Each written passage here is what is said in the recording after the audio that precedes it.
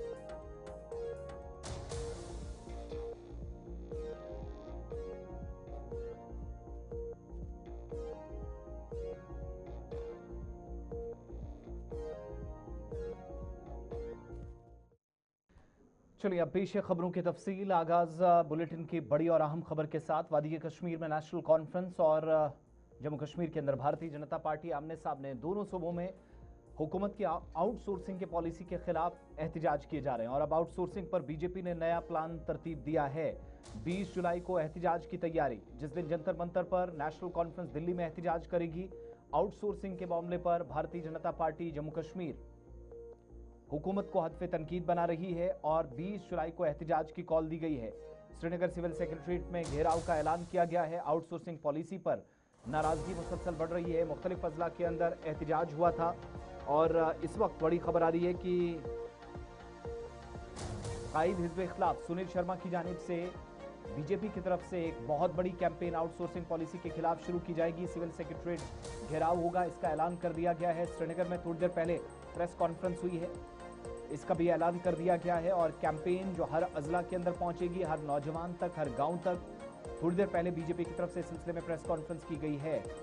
रियासती दर्जे के मुतालबे पर उन्होंने कहा कि हुकूमत जिन अधूरे वादों से बचने के लिए कोशिश कर रही है, दरअसल हुकूमत का ये एक अलग किस्म का मंसूबा है जिसको बीजेपी कतई बर्दाश्त नहीं करेगी और अवाम के साथ किए हुए वादों को पूरा करने में सरकार को नाकामी हाथ लगी है, जिसके बाद अब जम्मू कश्मीर के अंदर भारतीय जनता पार्टी इस नए तरीकाकार को जो नेशनल कॉन्फ्रेंस ने अपनाया है, ये सब नहीं होने देगी। तो श्रीनगर के अंदर इस वक्त इतलात ये हैं कि तैयारियां कर ली गई हैं और ये इस तरह का पहला मौका है जहां बीजेपी, हालांकि इससे पहले भी एहतजाज किया जा चुका है, लेकिन कुल मिलाकर आप देखेंगे तो सूरत हाल इंतहाई खराब उस हिसाब से नजर आ रही है जहां पर सरकार ऑलरेडी इस पर जवाब दे चुकी है। लेकिन बीजेपी की तरफ से श्रीनगर में जो 20 तारीख को सेक्रेटरीट घेराव का ऐलान किया गया है, सत शर्मा और leader of opposition Sunil Sharma एहतजाज की क़यादत करेंगे। सत शर्मा जो राज्यसभा के मेंबर भी हैं और साथ साथ सीनियर पॉलिटिशियन हैं, साबिक रियासती वजीर हैं, भारतीय जनता पार्टी के मौजूदा सरबराह हैं यूनियन टेरिटरी के, और बीजेपी के अरकान असेंबली, अरकान पार्लियामेंट, इनकी बड़ी तादाद में, और इसके अलावा वर्कर्स भी श्रीनगर के अंदर एहतजाज में शामिल होंगे। तैयारियां मुकम्मल कर ली गई हैं। इधर जम्मू कश्मीर में रियासती दर्जे की बहाली के मुतालबे को लेकर नेशनल कॉन्फ्रेंस ने भी कल और परसों के लिए अपनी सियासी सरगर्मियां तेज कर दी हैं और प्लान तरतीब दिए हैं। कल सुबह 11 जुलाई को श्रीनगर में, चूंकि मादरे मेहरबान की बरसी भी है, उनका दिन भी है, और फिर 12 जुलाई को जम्मू के अंदर बड़ी अवामी रैलियां मुनक्किद करने का प्लान तरतीब दिया गया है। और 2024 असेंबली इंतखाबात में इक़्तिदार में वापसी के बाद नेशनल कॉन्फ्रेंस की ये पहली बड़ी अवामी ताकत का एक तरह से मुशायरा होगा। जम्मू और श्रीनगर में तैयारियां सूबाई सतह पर मुकम्मल कर ली गई हैं। रैलियां बेगम अकबर जहां, जिन्हें पार्टी कारकुन मादरे मेहरबान के नाम से भी याद करते हैं, उनकी बरसी के मौके पर होगी और उन्हें खराज तहसीन पेश किया जाएगा। नेशनल कॉन्फ्रेंस तर्जुमान के मुताबिक उनकी जमात का जो बुनियादी मकसद है जम्मू कश्मीर को रियासती दर्जा बहाल करने के मुतालबे के हक में अवामी हिमायत को मजीद मजबूत करना है और प्लेटफॉर्म श्रीनगर और जम्मू से तैयार किए जा रहे हैं। दिल्ली एहतजाज से पहले पार्टी क़यादत के मुताबिक ये रैलियां 20 जुलाई को नई दिल्ली के जंतर मंतर पर होने वाली जो मुजव्वज़ा एहतजाजी धरना है, उसकी तैयारियां भी एक तरह से हैं और पार्लियामेंट के मानसून इजलास के आगाज के साथ रियासती दर्जे की बहाली का मुतालबा जोरों शोरों से उठाया जा रहा है। श्रीनगर से रिपोर्ट के साथ नातिका भट्ट।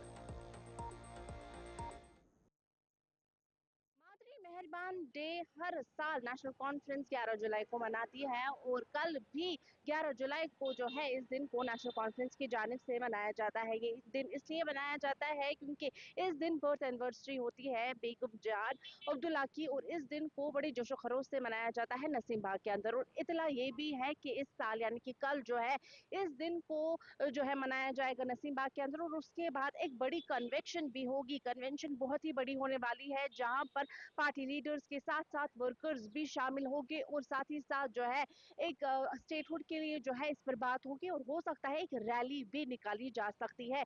यानी कि नसीम बाग से लेकर जो है ये रैली निकाली जाएगी और सीधा नवाई सुब तक एक बड़ी रैली निकाली जाएगी। तमाम वर्कर्स, पार्टी वर्कर्स, लीडर जो है वो इसमें शामिल रहेंगे और उसके साथ साथ इस पर भी डिस्कशन होगा जो कि जंतर मंतर में प्रोटेस्ट होगा स्टेटहुड के हवाले से, उस पर भी बात जो है वो होगी। इतलात ये है कि एक बड़ी रैली जो है वो नसीम बाग से होकर निकलेगी और ये रैली जो है नवाई सुब तक आ पहुंचेगी। इसमें काफी सारे पार्टी वर्कर्स जो है वो शमूलियत करेगी और उसके साथ साथ जो है लीडर्स भी इसमें तमाम तर लीडर्स इसमें पार्टिसिपेट करने वाले हैं। श्रीनगर से गुलिस्तान टीवी के लिए मैं नातिका भट्ट, वीडियो जर्नलिस्ट मोहम्मद शफी। श्रीनगर से नातिका रिपोर्ट पेश कर रही थी। इधर नेशनल कॉन्फ्रेंस ने जम्मू कश्मीर में रियासती दर्जे की बहाली के मुतालबे पर कैंपेन तेज कर दी है। 20 जुलाई को दारुल हुकूमत दिल्ली में जंतर मंतर पर मुजव्वजा एहतजाज में शिरकत के लिए इंडिया ब्लॉक के रहनुमाओं, मकामी सियासी जमातों, मजहबी रहनुमाओं और मुमताज शख्सियात से रब्ता किया है। पार्टी ने अपने ही रुकने पार्लियामेंट आगा सैयदुल्लाह मेहदी को दावत नहीं भेजी है। इब्तदाई मालूमात गुलिस्तान न्यूज के पास है और नेशनल कॉन्फ्रेंस के सदर फारूक अब्दुल्ला ने 3 सफ़ात पर मुश्तमिल खत के मुताबिक ये दावतनामा पीपल्स डेमोक्रेटिक पार्टी की सरबरा पीपल्स कॉन्फ्रेंस जम्मू कश्मीर अपनी पार्टी, अब अपनी पार्टी ने थोड़ी देर पहले साफ कर दिया है कि वो इस एहतजाज का हिस्सा नहीं बनेंगी।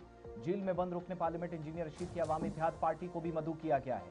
मीरवाइज कश्मीर डॉक्टर मीरवाइज मौलवी मोहम्मद उमर फारूक, मीरवाइज के अलावा मुफ्ती आजम जम्मू कश्मीर मुफ्ती नासरुल इस्लाम, मुख्तलिफ सियासी और दीगर मजहबी रहनुमाओं को भी दावतनामा भेजा गया है।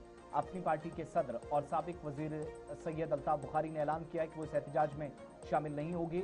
रियासती दर्जे की बहाली के उनके मुताबिक जब हम अव्वलीन तरजीह कहते हैं तो हमें दिल्ली का हिमायती कहा जाता, अब वो खुद भी इसी एजेंडे पर चल रहे हैं, ये इल्ज़ाम उन्होंने लगाया है। जबकि दूसरी तरफ रुकने पार्लियामेंट आगा सैयदुल्लाह मेहदी, जिनके मुताबिक एहतजाज में वो शिरकत करेंगे लेकिन 370 पर भी फिर बात हो। अल्ताफ बुखारी ने नेशनल कॉन्फ्रेंस की तस्वीरें भी जरा चलाइएगा और दावतनामा भेजे जाने पर नेशनल कॉन्फ्रेंस को हद तनकीद बनाया जा रहा है। तमाम तैयारियां मुकम्मल कर ली गई हैं और इस बीच दीगर जमातों को जो आज नेशनल कॉन्फ्रेंस की तरफ से जिनको खत भेजा गया, इनमें कौमी सतह पर भी तमाम पार्टियों से राब्ता किया गया है।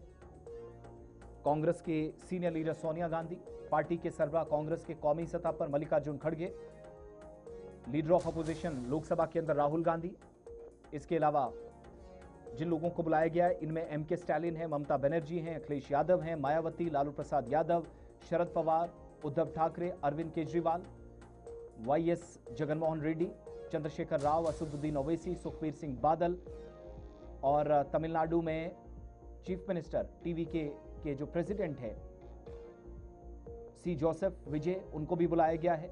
आम आदमी पार्टी के लीडर अरविंद केजरीवाल और इसके अलावा कपिल सिब्बल जो राज्यसभा के सीनियर मेंबर हैं, सीनियर वकील भी हैं। नेशनल कॉन्फ्रेंस के इस दावे से पहले या इससे कबल हमने देखा है कि वो आमतौर पर रियासती दर्जे के मुतालबे पर बात काफ़ी करते रहे, तो अब उसी सिलसिले में ये देखा जा रहा है कि नेशनल कॉन्फ्रेंस ने बाज़ाब्ता तौर पर इसमें हुकूमत की जानिब से इस वक्त की जो सूरत हाल है उस पर जवाब देने के लिए कहा है।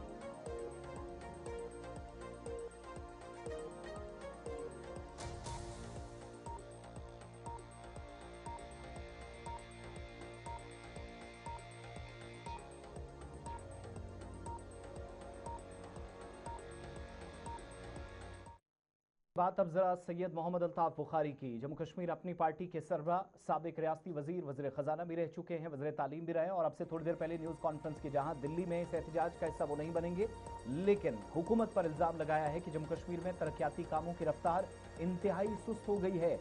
ज़ाती मफादात के लिए चुनिंदा इलाकों में उनके मुताबिक काम चल रहे हैं। नेशनल कॉन्फ्रेंस के लीडरान जहां जहां उनको लगता है काम होना चाहिए वहां किया जा रहा है, लेकिन मुख्तलिफ जगहों पर सड़कों, बिजली, पानी के हवाले से राब्ता सड़कें, खासतौर से मैग्नेमाइजेशन का काम जो सीजन के हिसाब से उनके मुताबिक पूरा होना चाहिए था वो नहीं हुआ है। उन्होंने ये भी इल्जाम लगाया है कि तरक्याती मंजरनामे को बेहतर करने के दावे अपनी जगह, लेकिन ये वज़ीर आला उमर अब्दुल्ला की जिम्मेदारी है कि वो अव्वलीन तरजीहात में इन कामों को शामिल करें और हुकूमत इस पर जवाब दे। सारा का सारा मलबा ये कहकर एक साइड डाल देना कि रियासती दर्जा नहीं है इसलिए काम नहीं हो पा रहे हैं, अभी भी हुकूमत के पास वक्त है। अवाम से किए हुए वादे भी और तरक्याती मंजरनामे को बेहतर करना भी सरकार की जिम्मेदारी होनी चाहिए। अल्ताफ बुखारी ने श्रीनगर के अंदर प्रेस कॉन्फ्रेंस के दौरान नेशनल कॉन्फ्रेंस को हदफ तनकीद बनाया।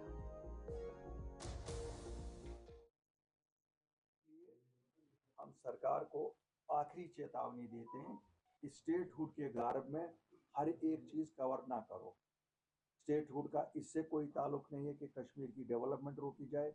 हमें मालूम है आप फंड्स लैप्स करना चाहते हैं यहाँ ताकि आपको एक्सक्यूज मिले। देखिए जी, हम तो काम करना चाहते थे लेकिन हमारे पास तो इख्तियारात नहीं है। जो इख्तियारात आपके पास है, आप क्यों नहीं वो इख्तियारात इस्तेमाल कर रहे हैं?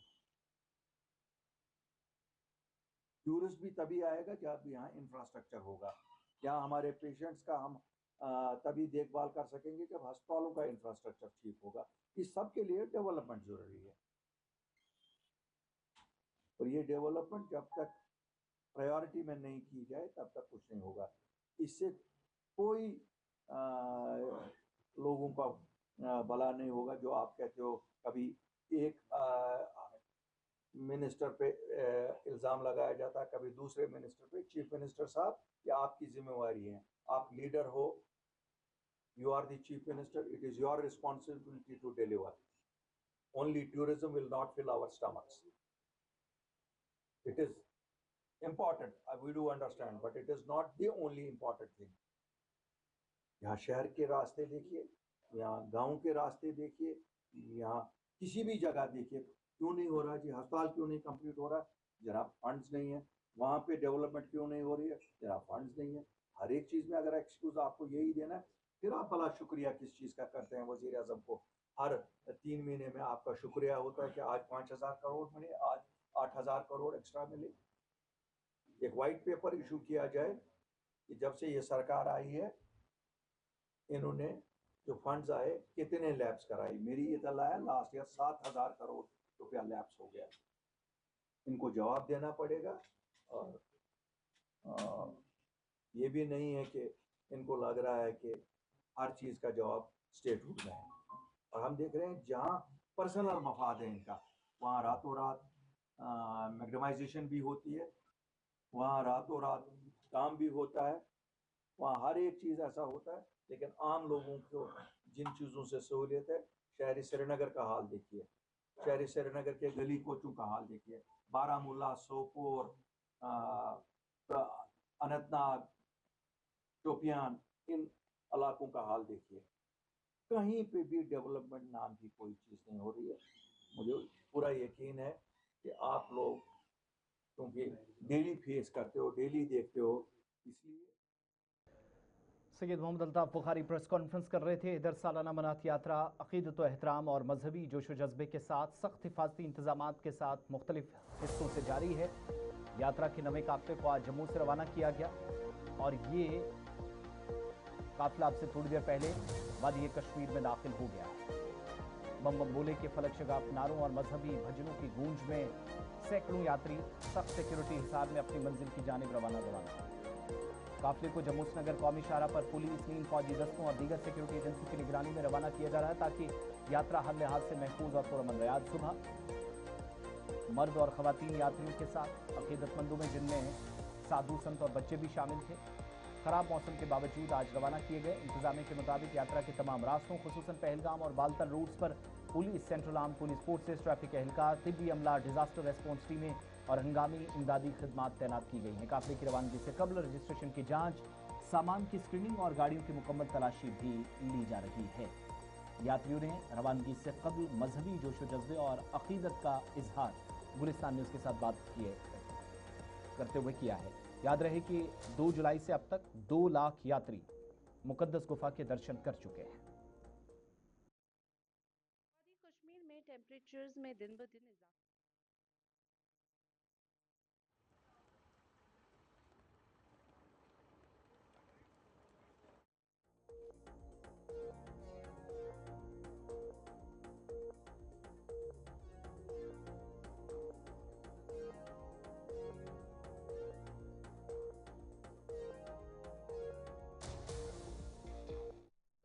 इतनी खुशी हमें कभी नहीं होती। हर पूरा साल भर हम इस खुशी का इंतज़ार करते हैं भोले बाबा के दर्शन को जाने के लिए।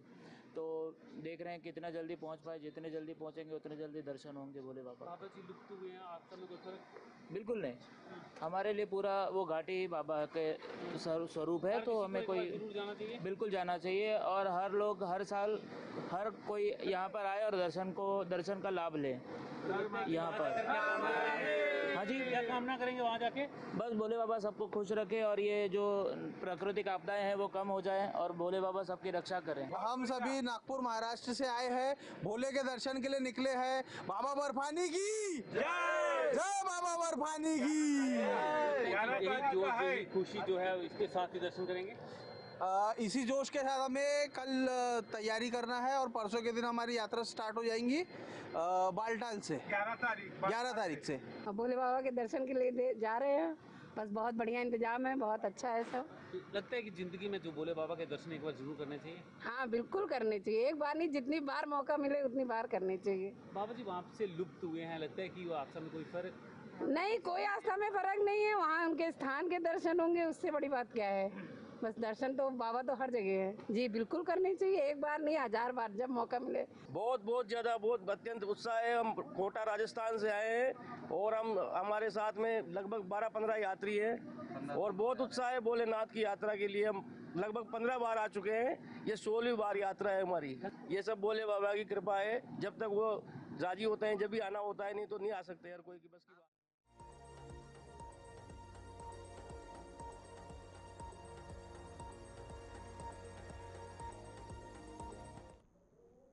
इधर यात्रा जहां पर जारी है तो दूसरी तरफ उधमपुर में चिनानी के करीब जम्मू श्रीनगर कौमी शाहराह पर टूलडी नाला के करीब यात्रियों की गाड़ी हादसे का शिकार हुई है। मध्य प्रदेश के रेवा जिले के बिकंदपुर के 5 यात्री इस हादसे में जख्मी हुए हैं।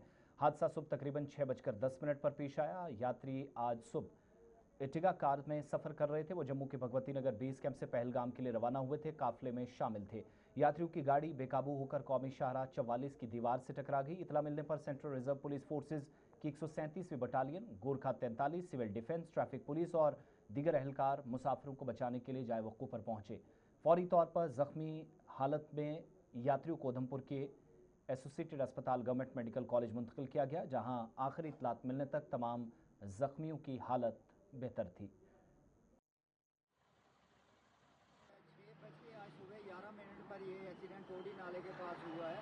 हमें श्री शिव कुमार शर्मा जी की तरफ से DIG जो हमारे उधमपुर रियासी रेंज के हैं उनकी तरफ से इतला मिली, तो हम सिविल डिफेंस के वार्डन जो हैं 4 वार्डन हम चिखैनी और नाके पे हम ड्यूटी दे रहे थे, तो वहाँ से हम फौरी तौर पर जैसे तैसे मौके पर पहुँचे हैं। रेस्क्यू टीम के साथ शाना बिशाना हमने यहाँ पे अपनी सर्विसेज दी हैं और यहाँ पुलिस डिपार्टमेंट, मेडिकल टीम्स के, CRPF के, ट्रैफिक पुलिस के सभी लोग यहाँ पर मौजूद थे और हम भी यहाँ आकर शामिल हो गए हैं। बड़ा दुखदायक है, ये एक यात्रु की बाजू कट गई है तो वो डिस्ट्रिक्ट हॉस्पिटल उधमपुर में भेजा गया है। तो ये था, हम सेवा के लिए यहाँ पर मौके पे रेस्क्यू। सरहद जिला राजौरी के ख्वास इलाके से एक बार फिर मुबैना फूड पॉइजनिंग जैसा वाक़या पेश आया है, जहां एक ही खानदान के 6 बच्चों और एक खातून समेत मजमूई तौर पर 7 अफराद खाना खाने के बाद अचानक बीमार हुए हैं। तमाम मुतासरीन को फौरी तौर पर इलाज के लिए गवर्नमेंट मेडिकल कॉलेज राजौरी मुंतकिल किया गया है, जहां आखिरी इत्तलात मिलने तक वो ज़ेर इलाज थे। डॉक्टरों के मुताबिक 5 बच्चों और खातून की हालत मुस्तहकम है, जबकि एक बच्चे की तबीयत निस्बतन ज़्यादा तशवीशनाक बताई गई है।